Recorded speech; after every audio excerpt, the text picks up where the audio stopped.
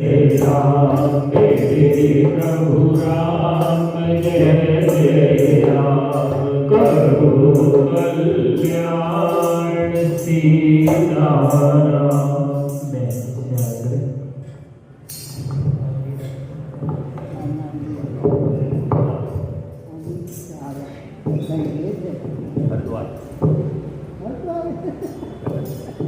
तुम तो गए नहीं होता,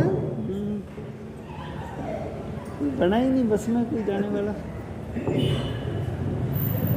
सुता जग जननी जानकी अति प्रिय करुणा निधान की ताके जुग पद कमल मनाओ जासु कृपा निर्मल मति पाओ सीताराम चरण रति मोरे अनुदिन बड़ऊ अनुग्रह तोरे बार बार वरमातो हर्ष दियो श्री राम पद सरोदिन पायनी भक्ति सदा सत्संग सियावर राम जय जय राम मेरे प्रभु राम जय जय राम करो कल्याण सीताराम। प्रणवो पवन कुमार फल पावक ज्ञान गण जासु हृदय आकार बसहि राम सर श्याम धर। बोलिए हनुमान जी महाराज की जय। पूज्य पाद गोस्वामी तुलसीदास जी महाराज की जय। सद्गुरु भगवान की जय। कृष्ण कन्हैया लाल की जय जय सिया राम। जय श्री राम। मानस का प्रसंग चल रहा है, सप्तम सोपान उत्तरकांड। भगवान राम उपवन में अपने भाइयों के सामने हनुमंत लाल जी की उपस्थिति में संतों के और असंतों के लक्षण कुछ उन्होंने गाए हैं, जो हमने विस्तृत उसका आनंद लिया। और गोस्वामी जी कहते हैं आगे प्रसंग चलाते हुए कि भगवान राम ने भरत जी को बोला कि सुनो तात माया गुणे अरु दोष अनेक गुण यह उभय न देखिए देखिए सो अभिवेक। तो ये सब प्रकृति के जो गुण हैं, ये गुण और दोष से प्रकृति चल रही है। ऐसे ही जिनके सत्व गुण होता है प्रभावी, वो संत हो जाते हैं। जिसमें तमोगुण प्रभावी होगा वो असंत हो जाते हैं।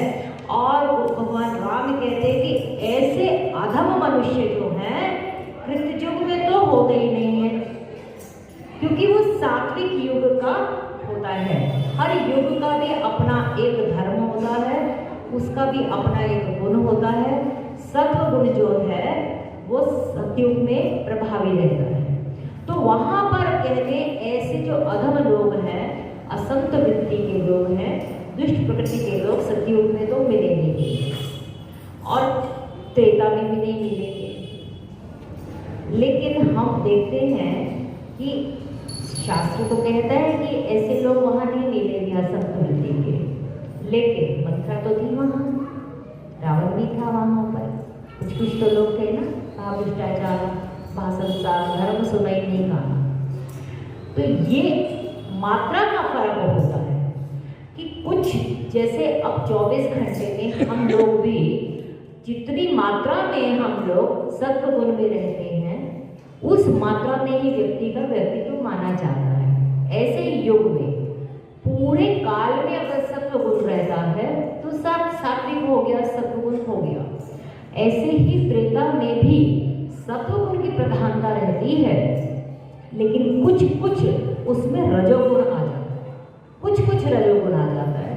और देखो तीनों गुण प्रकृति के हैं और ये तीनों गुण ही विचरण करते हैं, कोई भी अकेला गुण नहीं चल सकता, तीनों का बस मात्रा का ही फर्क होता है, ये जुड़े हुए हैं।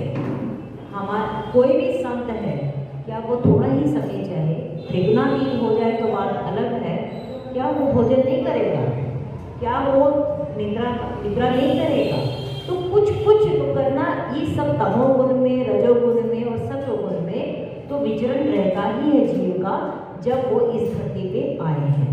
क्योंकि प्रकृति के ये 3 गुण हैं जिनसे, जिसको कहते हैं त्रिगुण माया, वो अपने इस माया के प्रभाव से संसार को, पूरे चक्र को चला रहे हैं।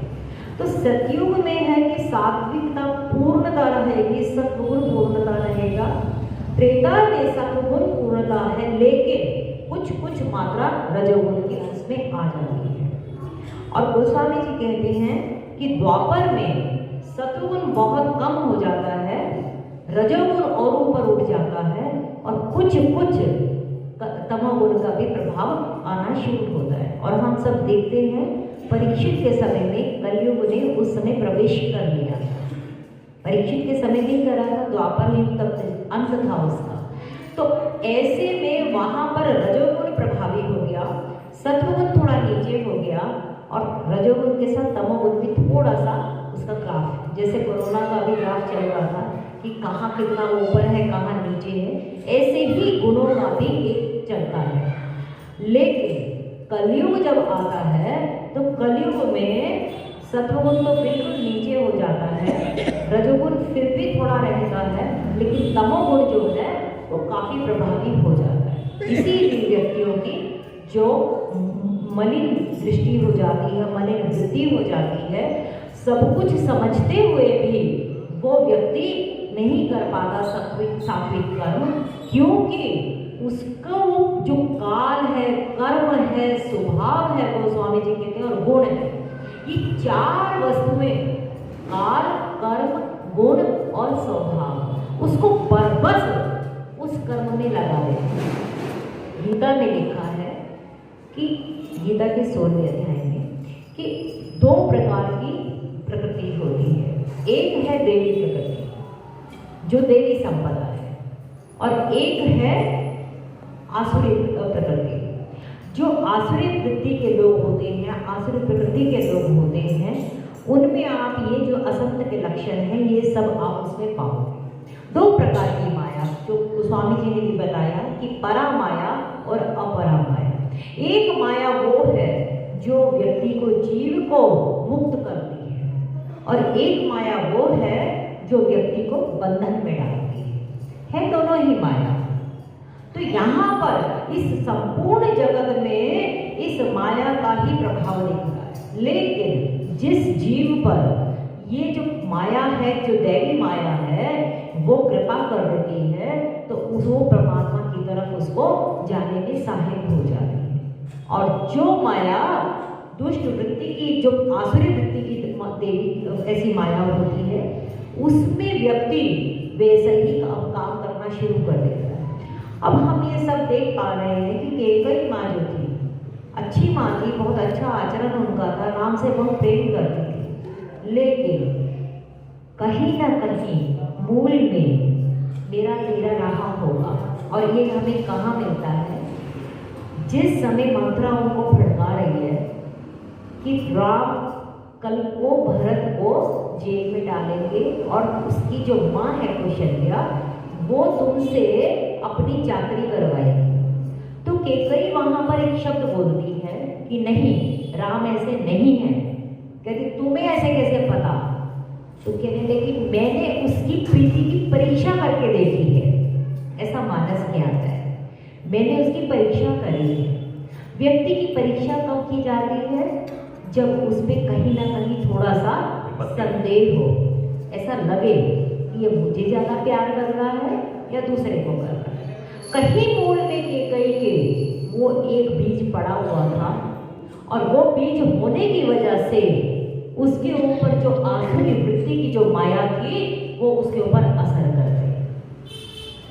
अगर उसमें वो मूल में कहीं, क्योंकि जैसे वो बीज पड़ता है उसमें पानी मिला, खाद मिली, अनुकूल वायु मिली, और वो बीज पनप गया। और यहाँ पर इसीलिए कहा जाता है कि अपने अंदर संशय का बीज आना ही नहीं चाहिए। काम का, क्रोध का, लोभ का, ये सब बीज भीतर अगर हमारे ये पड़े हैं, लेकिन इनको जरा सा पानी मिला, खाद मिली, किसी ने कुछ कह दिया तो ये एकदम पनपने में देर नहीं लगाते। इसीलिए बहुत सावधान रहना पड़ता है, कहीं दाग न लग जाए। परमात्मा ने हमें इतना निर्मल, चेतन और इतना अच्छा हमारे को एक बनाकर भेजा इस धरती पे, साफ सुथरा। और फिर उसके बाद हम कभी कर्मवश, कभी कालवश, कभी स्वभाववश और कभी गुणवश हम ये, यहाँ गोस्वामी जी कहते ना, फिरत सदा माया कर्म प्रेरा, काल कर्म स्वभाव गुण घेरा। यहाँ पर किसी व्यक्ति को हम कहते हैं, किसी को भी बुरा हम ना कहें। यहाँ जो बोला कि गुण है उभय न देखे, क्योंकि जड़ चेतन गुण दोषमय विश्व कीन करता। यहाँ पर परमात्मा ने गुण और दोषमय ये पूरी सृष्टि रची है, और उस सृष्टि के अंदर संत वृत्ति क्या है? संत हंस गुण गहरे परिहरि बारी विकार। संत उसमें से सार सार पकड़ लेते हैं और बेकार चीज को छोड़ देते हैं। यही संत वृत्ति, यही इसको हंस वृत्ति कहते हैं। शास्त्र पढ़ते पढ़ते, सत्संग करते करते धीरे धीरे हमारे भी जीवन में ऐसी समझ पक्की बन जाए कि क्या अच्छा है और क्या बुरा है, इसको हम समझते हुए तो क्या कहते हैं, संग्रह त्याग न बिनु पहचान। शास्त्र समझ देता है हमें कि क्या सही और क्या गलत है। शास्त्र तो फिर भी अभी दूर पड़ गया, हमारी आत्मा भी हमें समझ देती है। कोई भी कर्म करने जाए, अंदर आत्मा हमें बताती है कि ये काम तू मत कर और ये काम तू कर। लेकिन जब हम बार बार अनदेखा करते हैं तो फिर अब आप देखो ना, एक माँ बाप है अपने बच्चे को समझाते हैं, बेटा ये काम गलत है, ये तू मत कर, ऐसे ये ठीक नहीं होगा। अब जब बार बार समझा लिया तो बच्चे कहें कि आपको क्या पता, हमें मालूम है। और जिसका बहुत अच्छा प्रसंग हम सती के प्रसंग में देखते हैं, सती को बार बार भगवान शिव ने समझाया कि दक्ष के घर में जाना, मतलब अपने पिता के घर में जाने में कोई बुराई नहीं है, लेकिन सती जहां पर अपमान हो जाए, आवत ये हर्षे नहीं, आवत ये हर्षे नहीं, नैनन नहीं सने, तुलसी तह न जाइए कंचन बरसे में। जहां जाने से किसी को प्रसन्नता ना हो, दिल में उनके द्वेष हो, तो ऐसे भी चाहे कितने ही संपत्तिवान लोग हो, नहीं जाना चाहिए। भगवान शिव ने समझाया सती को बार बार, सती नहीं मानी। और जब नहीं मानी तो भगवान शंकर ने कहा ठीक है, जो होगा अब देखा जाएगा। और वो राम की भी परीक्षा लेने गई है, तब भी नहीं माना। दक्ष के घर जो पिता को जाने के लिए कर रहे हैं, तब भी सती ने नहीं माना। और अंततः क्या हुआ? अंततः तो सती को अपना जीवन का बलिदान देना ही पड़ा। और भगवान शंकर का देखो ये बहुत सुंदर सूत्र हमारे जीवन के लिए, कि जब हम बार बार किसी के कल्याण के लिए कहें और कल्याण के बारे में वो व्यक्ति न सोचकर हमें ही उल्टा बुरा कहने लगे, तो फिर आप छोड़ दो। उसके लिए भगवान शंकर कहते हैं, सोई सोई जो राम रचिया, आस कही लगे जपन हरि नाम, सती गई जह प्रभु सुख धाम। जब बार बार किसी के कल्याण के लिए कहें और वो ना माने, तो हम क्या कर सकते हैं? ये समझो कि इस समय उसके ऊपर आसुरी जो देवी माया है उसका असर आ रहा है और हम कुछ भी नहीं कर पाएंगे। तो इसलिए यहाँ पर दो प्रकार की शक्ति बताई, और उसमें गीता के न्याय से वो कहते हैं कि एक बांधने वाली है और एक मुक्त करने वाली है। और यहाँ पर उनके लक्षण देते हुए गोस्वामी जी कहते हैं कि कलयुग में ऐसे लोग जो दुष्ट वृत्ति के हैं, जिन पे ये माया बहुत प्रभावित है, ऐसे वृंद के वृंद, झुंड के झुंड मिलेंगे, तो परहित सरिस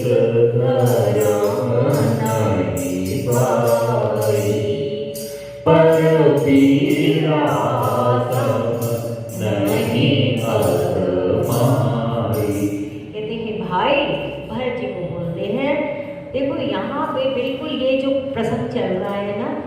प्रसंग गीता का 16वां अध्याय, और ये वहाँ से ही प्रसंग सारा का सारा चल रहा है। भगवान राम, जैसे भगवान कृष्ण ने अर्जुन के सामने गीता गाई, ऐसे ही भगवान राम ने अपने भाई भरत के सामने ये गीता गाई और कहते हैं भाई, इस संसार में अपना कल्याण करना है तो स्वहित के लिए मत काम करो, परहित के लिए काम करो। क्यों? परहित सरिस धर्म नहीं पाई। धर्म अगर हमें जानना है तो भगवान राम बताते हैं अपने मुखारविंद से कि परम धर्म क्या है। परम धर्म शुद्धि विदित अहिंसा, वो भी बताया है, और धर्म न दूसर सत्य समान। भगवान राम ने ही बताया ये सब सूत्र। हम धर्म के बारे में बहुत सोचते हैं, धर्म क्या? धर्म जो हम ये सब मानते हो तो है, लेकिन भगवान राम धर्म किसको कहते हैं? तो उनके लिए जो धर्म है, परहित सरिस धर्म नहीं है। दूसरे का हित करना, दूसरे के बारे में हित सोचना, वो सबसे बड़ा धर्म है। परम धर्म शुद्धि विदित अहिंसा, अहिंसा पूर्ण जीवन बिताना परम धर्म है। धर्म न दूसर सत्य समाना, सत्य का जीवन जीना, सत्य ही बोलना, ये हमारा जीवन, ये धर्म है।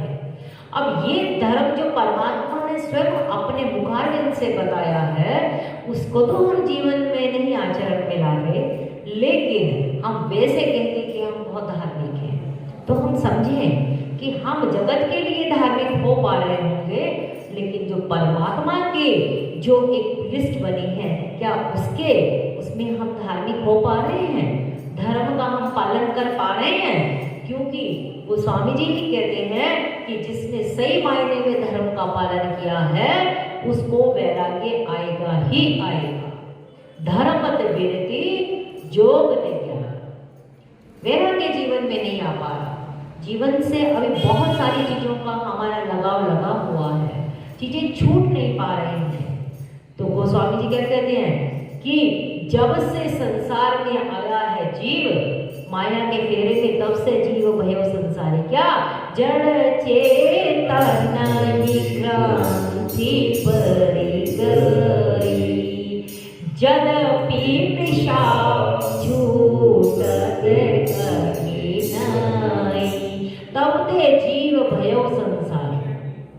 जड़ और चेतन की ग्रंथि पड़ गई, और वो ऐसी ग्रंथि, जड़ और चेतन की ग्रंथि का बहुत स्थूल उदाहरण हम बताएं तो जैसे हमने ये सोने का कड़ा पहना या कोई महंगी चीज ले ली, उसको पकड़ लिया, हम चेतन हैं, हम चेतन ने इस जड़ वस्तु को ज्यादा प्राथमिकता दे दी।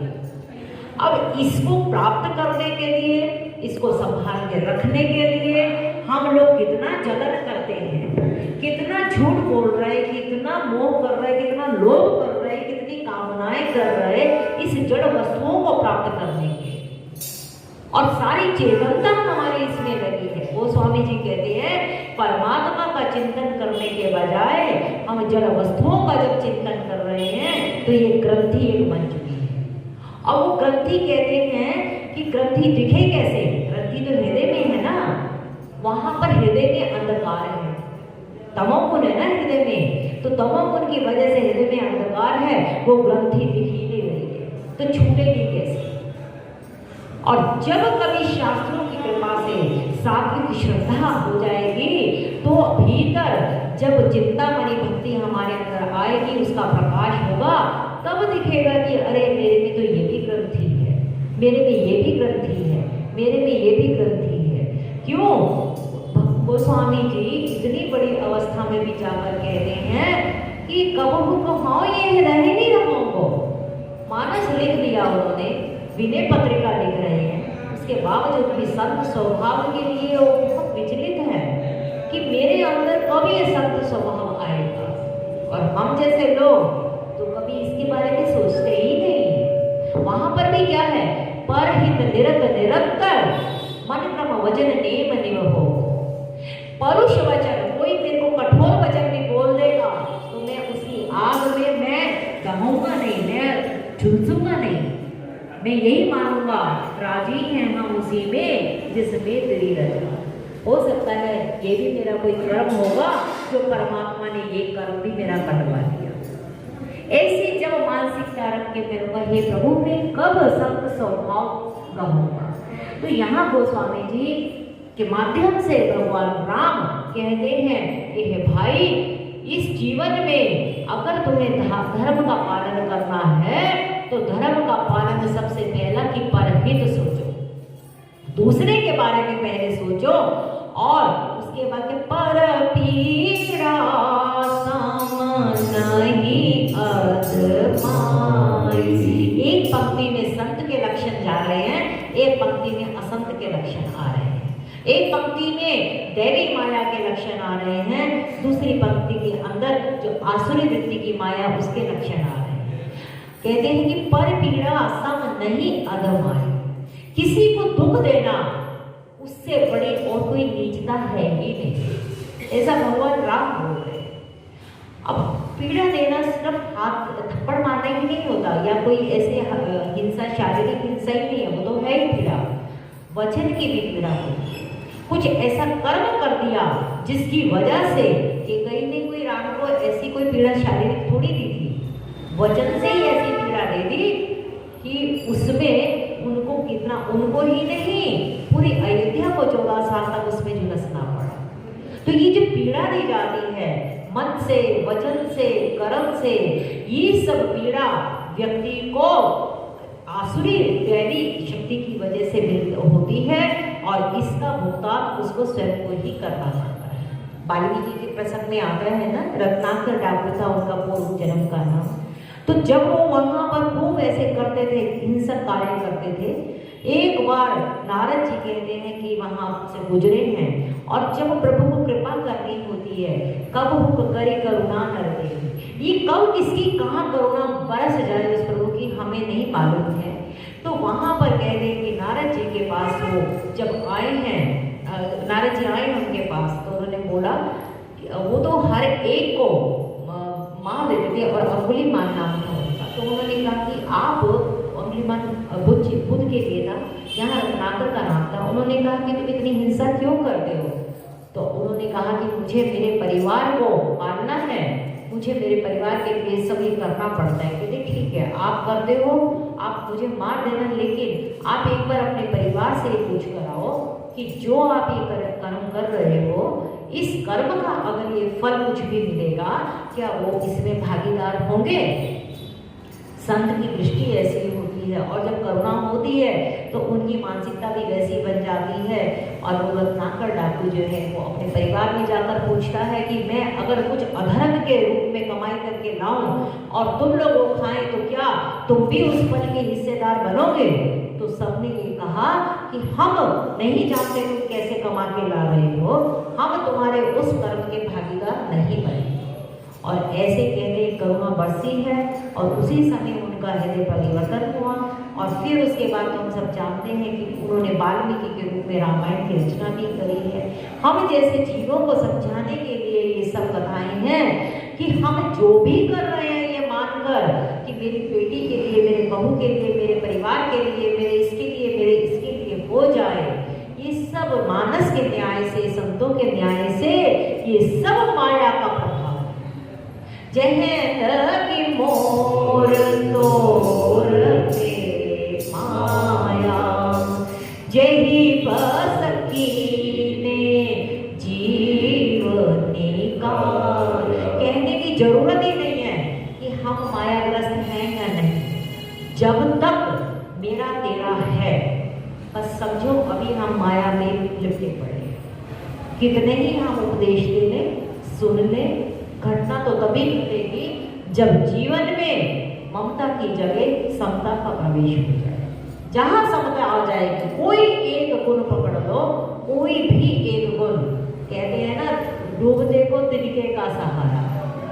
डूबता व्यक्ति अगर एक तिनका भी पकड़ता है और उसको तारने में सहायक हो जाता है।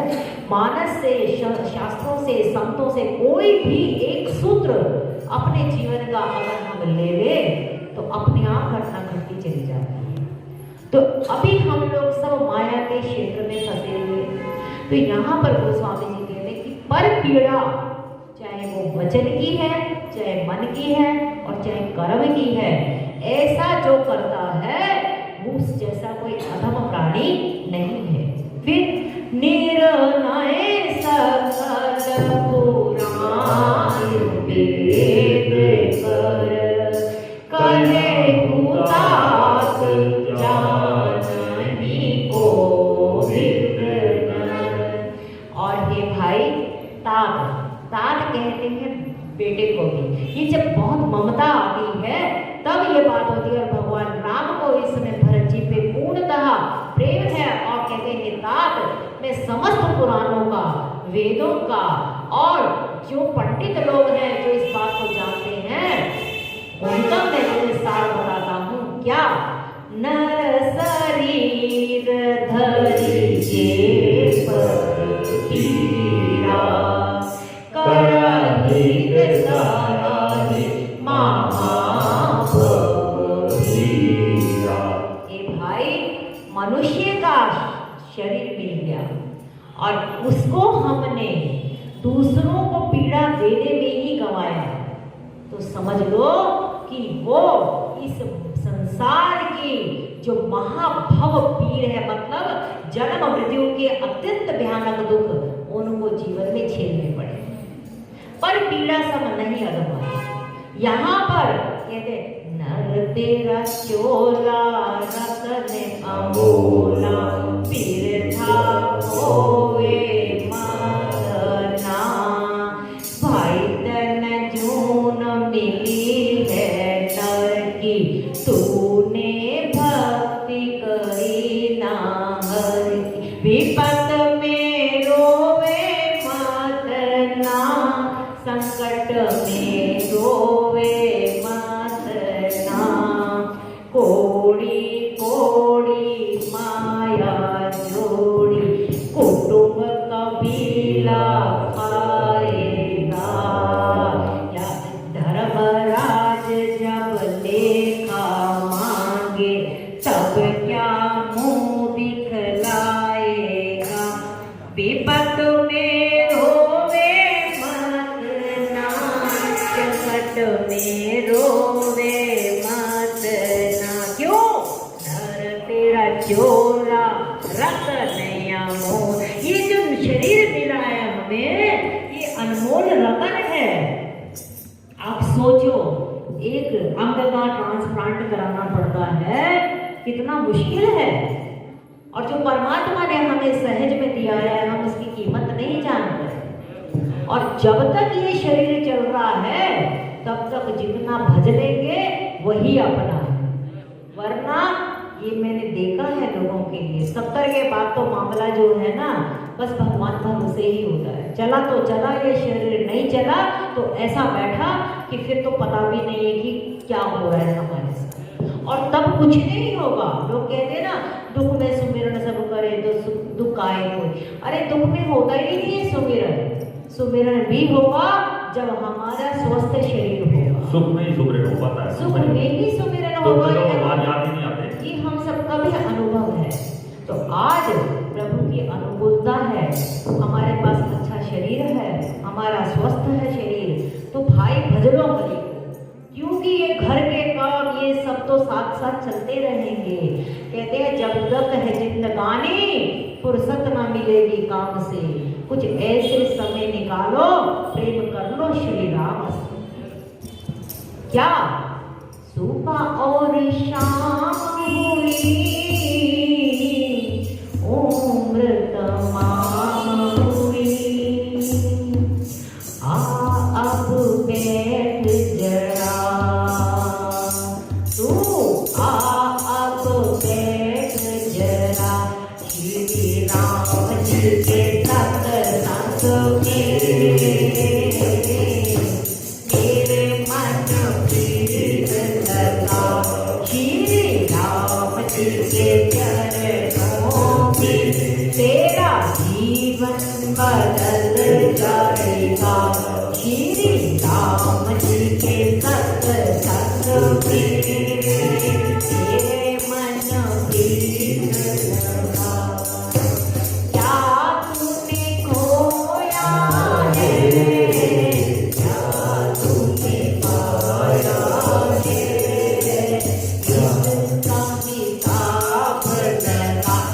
श्री राम जी के सत्संग में तेरे मन प्रीत लगा, श्री राम जी के चरणों में। रोज शाम को अपना हिसाब लगाओ। एक व्यापारी होता है, रोज शाम को अपनी दुकान बंद करने से पहले देखता है कि मेरे को क्या घाटा पड़ा और मेरे को क्या मुनाफा पड़ा।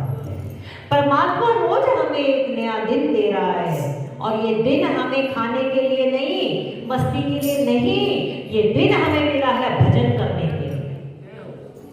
तो मेरे मन प्रीत लगा कि मैं देखूं कि रात के समय कि मैंने कितना आज भजन किया, मैंने कितना आज सत्य का आचरण किया, मैंने कितना आज लोगों को प्रसन्न किया। मैं बताऊं, जो सत्संग में आते हैं उनकी जिम्मेदारी बहुत बनती है। वो कम से कम कुछ ना दे सके तो कम से कम जो भी रास्ते में मिले उसको मुस्कुराहट तो दे ही सकते। ज्योत से ज्योत जलाते चलो, ज्योत से ज्योत जलाते चलो, प्रेम की गंगा बहाते चलो, प्रेम की गंगा बहाते चलो। राम से आए जो दीन दुखी, राम से आए जो दीन दुखी, सबको गले से लगाते चलो, प्रेम की गंगा बहाते चलो। हरिद्वार जाकर गंगा स्नान तो कर आए, पर क्या जब आए तो गंगा प्रेम की भी बहाई। प्रेम की गंगा जब बहेगी तो सही मायने में परमात्मा प्रसन्न होंगे। क्यों? प्रेम के प्रकट होई जाना, हरि व्यापक सर्वत्र समा। गंगा जी में तो हम अपने पाप धोकर आ रहे हैं, गंगा जी में अभी उनको और अशुद्ध करके आ रहे हैं, छोड़ के तो आ रहे हैं अपने पाप, लेकिन जब वहां से स्वच्छ होकर आ रहे हैं तो प्रेम की गंगा बहाए तभी पाप बनेगी। तो यहाँ पर भगवान राम कहते हैं कि ऐसा जो नर शरीर मिला है उसको मिलकर भी जो दूसरों को पीड़ा पहुंचाने में ही प्रयत्नरत रहते हैं, तो ऐसे लोग कभी भी इस संसार की महापीड़ा से मुक्त नहीं हो सकते। ये दूसरा गरुड़ पुराण चल रहा है। हम लोग गरुड़ पुराण रखवाते हैं, और जब रखवाते हैं तो कितना सुनते हैं और कितना उसको समझते हैं और कितना। साधु कौन है? साधु ये आज ही का प्रसाद है कथा का। और देखो ये सब प्रसाद बढ़ रहा है, यहाँ पर कोई बोलने वाले की कोई ऐसा नहीं है, ये सब उसकी कृपा है और सब बढ़ रहा है। तो आज इधर कि साधु कौन है? साधु वो है कि जो शास्त्र का गान भी करेगा और उसके बाद उसको आचरण में भी लेकर आएगा, वही साधु है जो थ्योरी भी बताएगा और प्रैक्टिकल भी करके दिखाएगा। वरना तो झूठ ही लेना, झूठ ही देना, झूठ ही भोजन, झूठ जगेना। खुद तो जीवन में उतारा नहीं और लोगों को कितना कितना समझाया। घटना कभी घटेगी तो भगवान का जो भक्त होगा वो इतना तो कुछ कर सकता है। हम धन नहीं दे सकते, हम वस्त्र नहीं दे सकते, अरे किसी को मुस्कुराहट तो दे सकते हैं, किसी को प्रेम तो दे सकते हैं, किसी के लिए मन में समता तो रख सकते हैं, शुभ विचार तो रख सकते हैं। मानसिक पूजा का भी बहुत बहुत महत्व है। हमारे शास्त्रों में जब कभी हम पूजा नहीं कर सकते हैं तो मानसिक पूजा का भी प्रावधान रहता है, और कहते हैं कि मानसिक पूजा में आप कुछ भी करो कि मैं परमात्मा को इस समय नहला रहा हूँ, चंदन तिलक कर रहा हूँ, सोने के सिंहासन पे प्रभु बैठे, और ये मानसिक पूजा से भी प्रभु प्रसन्न होते हैं। तो ऐसा ही मानसिक भाव हम लोगों के लिए भी शुभ विचार में क्यों नहीं ला सकते? तभी तो हमारे ऋषि कहते हैं कि सर्वे भवन्तु सुखिनः सर्वे सन्तु निरामया, माने कि सब सुखी हो, सब निरोगी हो और सब ही अच्छे बने रहे, ऐसा प्रभु से मैं प्रार्थना करता हूँ। और इसका है कि सब में भी तो हम भी आ जाएंगे ना। तो जब सबका भला होगा तो हमारा भी भला हो जाएगा। तो क्यों हम इतने कंजूस बने? हम लोग किसी की प्रशंसा कुछ भी अच्छी, एक चीज और आप अनुभव नहीं करें कि हम किसी भी अच्छी वस्तु को देखकर अगर हम उसकी प्रशंसा नहीं कर पा रहे हैं ना मनी मन, तो ये भी एक कंजूस और लोभी होने का लक्षण है। अब पैसा तो नहीं दे पाते किसी को तो बहुत बड़ी बात हो जाएगी, लेकिन अगर कोई हमें अच्छी चीज दिख गई और हमारा मन कर गया कि ये तो बहुत अच्छा है, तो उसको कहने में भी कोई बुराई नहीं कि आप बहुत अच्छे लग रहे हैं। उससे क्या होगा कि तुम्हारे मन की तो जो बात है वो उसके तक पहुंच गई, उसका दिल खुश हो गया और एक व्यक्ति को तुमने प्रसन्नता दे दी। तो रात को बैठकर हम ये ध्यान करें कि हमने क्या खोया, हमने क्या पाया। ये अब पता लगे कि हम अगर निंदा चुगली में सारा दिन निकल गया हमारा, तो किसी को कहने की जरूरत नहीं है। खुद ही मन में सोचो कि आज बहुत घाटे का दिन रहा। हर व्यापारी देखो रोज सुबह अपना गल्ला देखता है और शाम रात को भी देखता है कि मेरे को क्या घाटा मिला, क्या हूँ। ऐसे ही हम भी यहाँ इस संसार में आए हैं तो कुछ अपना जोड़ के जाए। भिखारी की तरह जाने का तो कोई फायदा ही नहीं है। तो यहाँ शास्त्र कहते हैं कि पर पीड़ा इस जो भी करेगा वो आसुरी वृत्ति का व्यक्ति होगा और अधम माना जाएगा। तो काल रूप किनके है भ्राता, शुभ और अशुभ कर्म फलदाता। इस मनुष्य जीवन में लोगों को स्वतंत्रता मिली हुई है, वो अपने हिसाब से कर्म करते हैं, शुभ भी काम करते हैं और अशुभ भी काम करते हैं। लेकिन मैं काल रूप में ये सब देखता हूं और उनके शुभ और अशुभ कर्मों का मैं पूर्णतः हिसाब देता हूं। गीता में आता है कि जैसे उसका अपना जो धर्म है वो क्या है कि उसका अपना प्रामाणिकता से उसको अपना व्यवसाय है। मान लो उसने कोई सस्ती चीज खरीदी, अब उसको बहुत ज्यादा दामों में बेच रहा है, वो भी धर्म के अनुसार अधर्म माना जाता है। कुछ मिलावट करके बेच रहा है, वो भी अधर्म माना जाता है।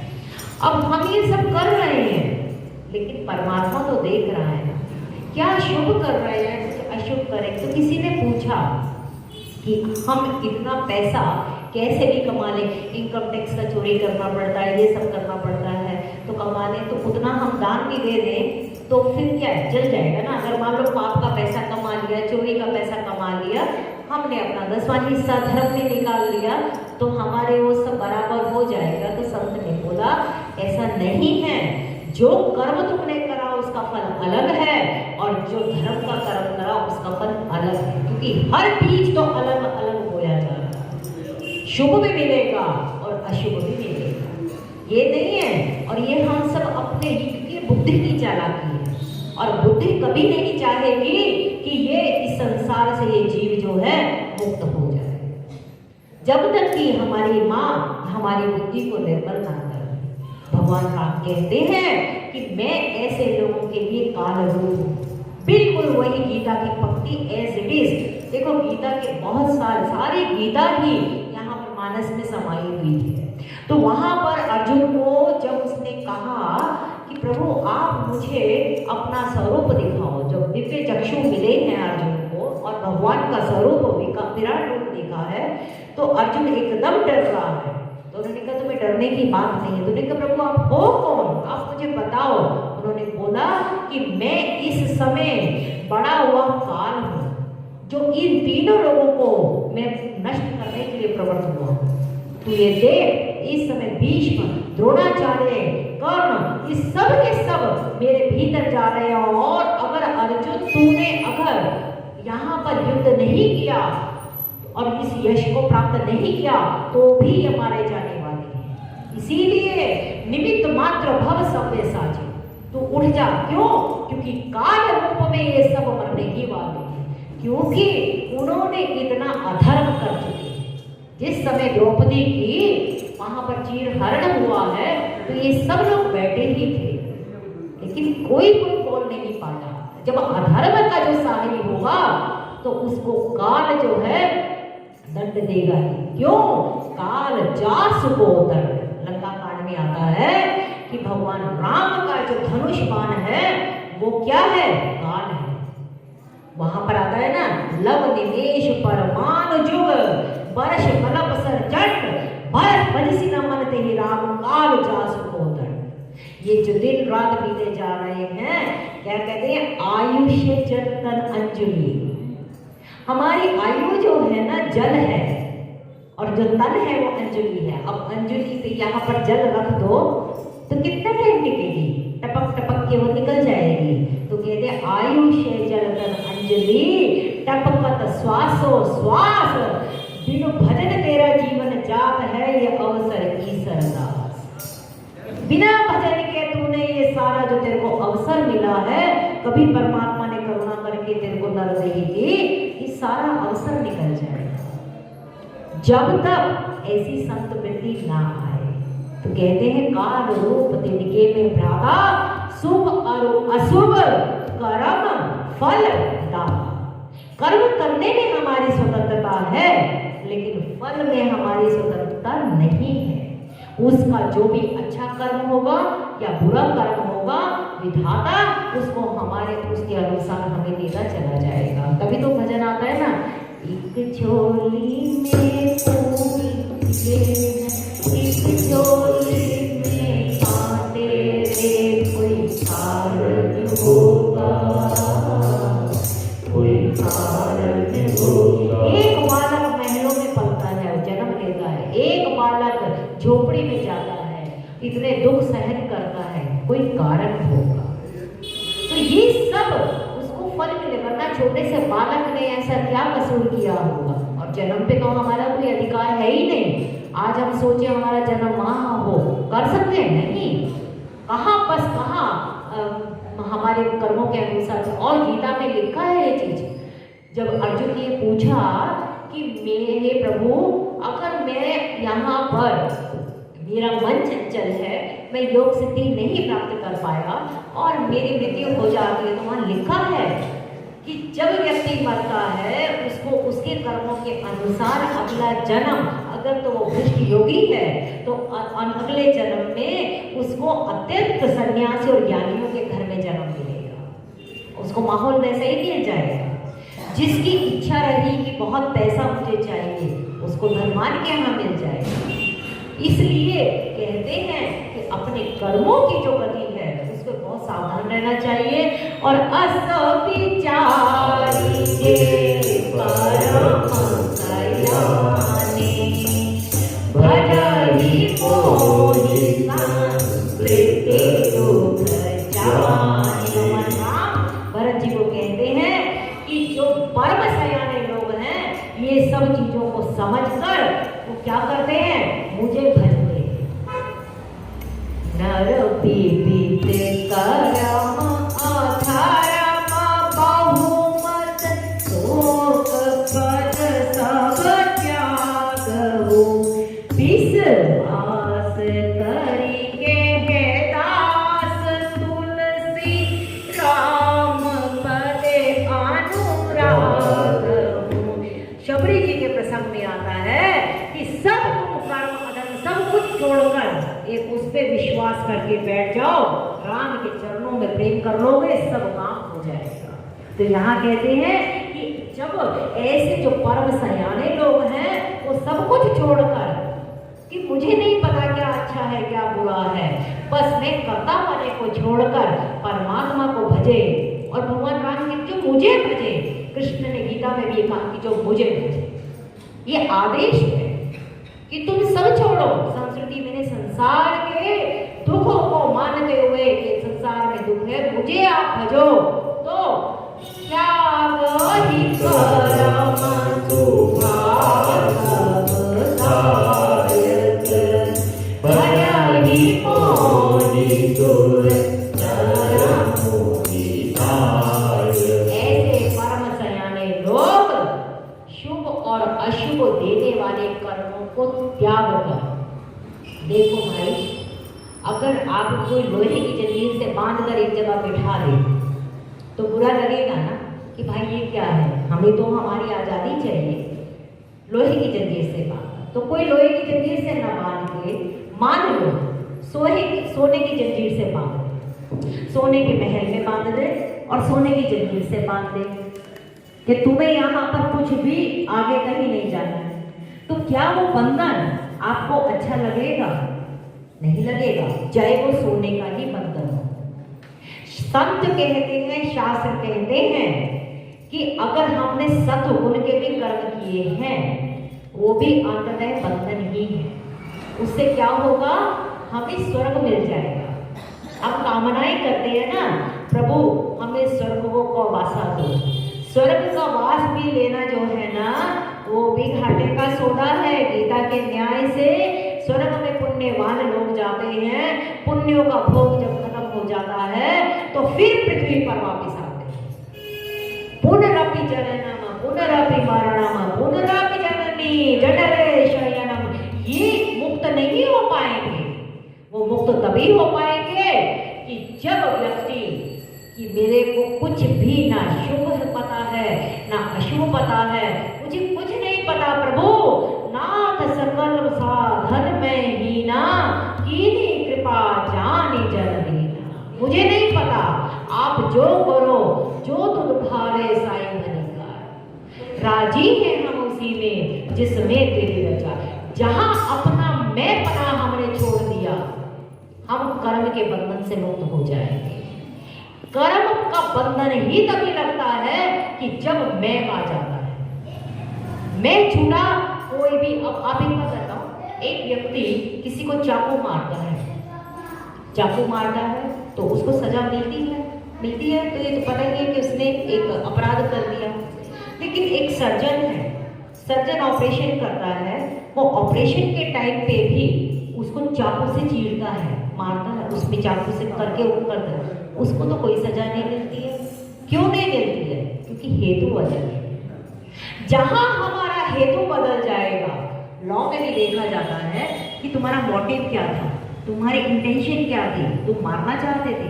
जहां हमारा मोटिव, जहां हमारा मैं बना आ जाएगा, उसी समय हम बंधन में बन जाएंगे। और इसीलिए कहा ना कि तू सब कुछ छोड़ अर्जुन, तू ज्यादा दिमाग मत लगा। तो बोले क्या करें? बस युद्ध कर और मुझे स्मरण।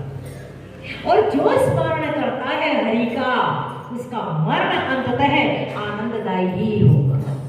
इसीलिए नाम जपते रहो, भजन करते रहो, नाम जपते रहो, प्रेम मुदित मन से कहो, राम राम राम, श्री राम राम राम,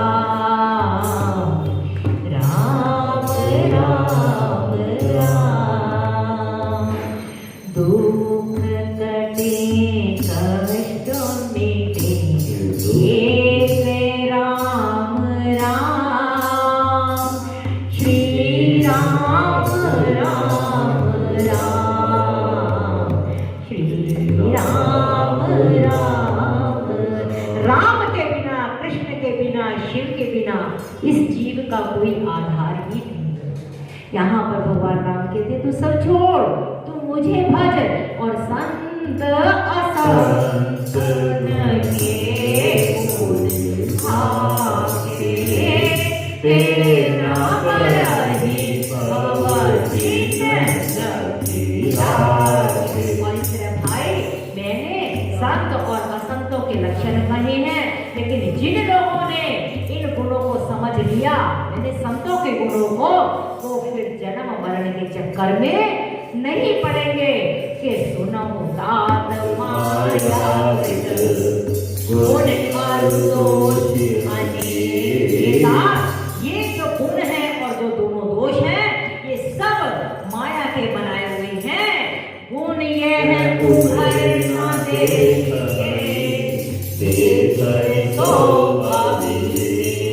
ना गुण देखो और ना ही दोष देखो।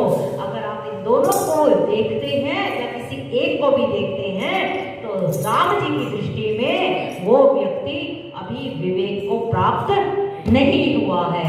तो हरे राम राम राम सीता राम राम राम, हरे राम राम राम सीता राम हरे राम राम राम सीता राम हरे सीता राम राम राम हरे राम राम राम सीता